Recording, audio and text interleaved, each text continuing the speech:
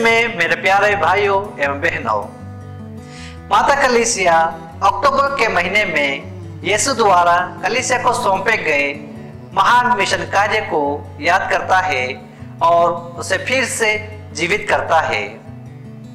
तो आइए आज हम कलीसिया के मिशन कार्य के प्रति अपने कमिटमेंट को नवीन करें और हम अपने सभी मिशनरियों को प्रभु यीशु के हाथों में सौंप दें।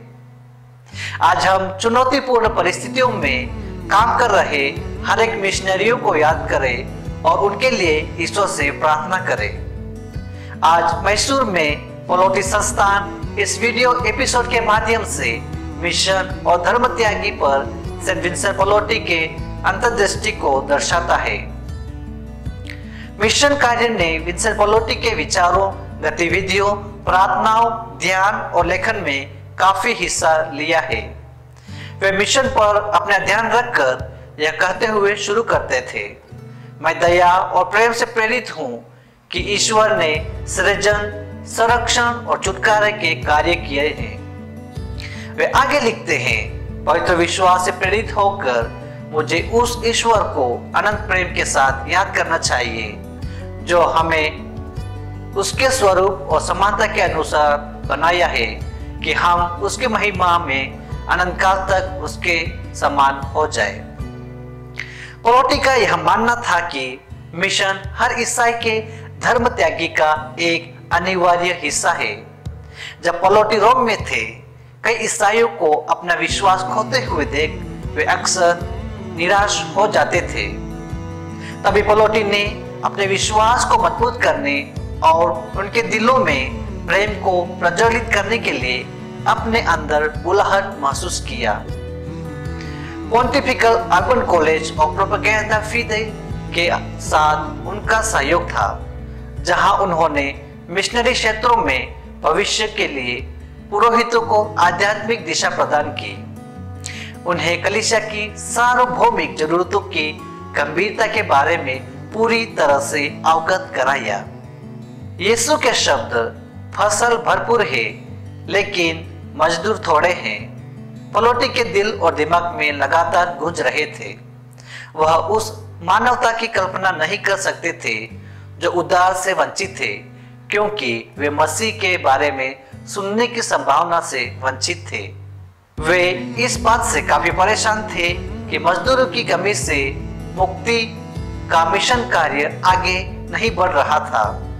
इसलिए वे मिशनरी को तैयार करते और उन क्वार्टरों में भेजते जिन्होंने कभी मसीह के बारे में नहीं सुना था। और यह पलोटी के जीवन और मिशन में एक अविश्वसनीय प्राथमिकता थी।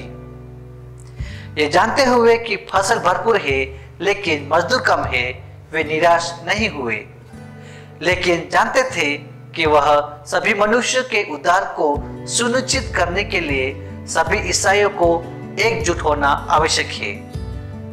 पलोटी ने कैथोलिक धर्म त्यागी का प्रस्ताव रखा, जिसमें हर कोई एक मिशनरी हो सके और उनके सभी अच्छे कार्यों को धर्म त्यागी माना जा सके।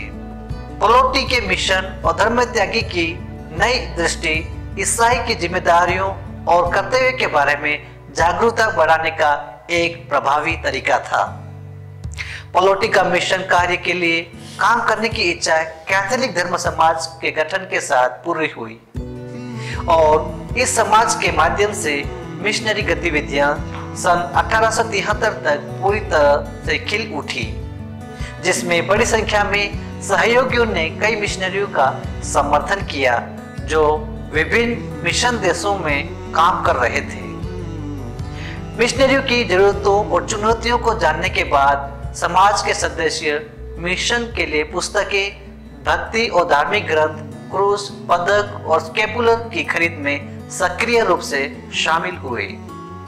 कई मिशनरी अपनी मिशनरी यात्रा शुरू करने से पहले पलोटी से आशीर्वाद प्राप्त करते थे और संतों के धार्मिक उत्सवों के लिए आवश्यक पवित्र लेख प्राप्त करते थे। वास्तव में दूर दराज के देशों में कई मिशनरी एक संघ के सदस्य बनकर खुश थे, क्योंकि उन्हें मिशन के प्रचार के लिए उदार योगदान मिला था। वास्तव में पलोटी का मिशन और धर्म त्यागी केवल रोमन शहर तक ही नहीं सीमित था, बल्कि इसकी सीमाओं से बहुत आगे तक फैला हुआ था। मिशनरी दुनिया और इसकी जरूरतों के ज्ञान ने उन्हें अन्य मिशनरी भूमि और उन लोगों की मदद करने की आवश्यकता पर विचार करने में सक्षम बनाया जो अभी तक मसीह के उद्धार के अनुग्रह का हिस्सा नहीं बन पाए थे। उनकी मिशनरी गतिविधि अपने चरम सीमा पर पहुंच गई जब उन्होंने रोम में सेंट्रल कॉलेज की स्थापना की और मिशनरी दुनिया के विभिन्न हिस्सों में मिशनरी कॉलेज स्थापित करने की योजना शुरू की। पलोटी ने मिशन में नवस्थापित कॉलेजों को बढ़ावा दिया और भविष्य में मिशन भूमि में स्थानीय पुरोहितों को काम करने के लिए प्रस्ताव रखा, जिससे वे अपने लोगों की अच्छी तरह से देखभाल कर सके। आज पलोटाइन सन विंसेंट पलोटी की मिशन कार्य को विभिन्न सेमिनरियों में अच्छा गठन देकर उन युवाओं को दुनिया के हर छोर तक पहुंचने के लिए प्रोत्साहित करते हैं। कई मिशनरी दूर दराज के स्थानों में विमुख परिस्थितियों में रहते हैं और असंख्य चुनौतियों का सामना करते हैं जो असाधारण साहस और उत्साह की मांग करती है।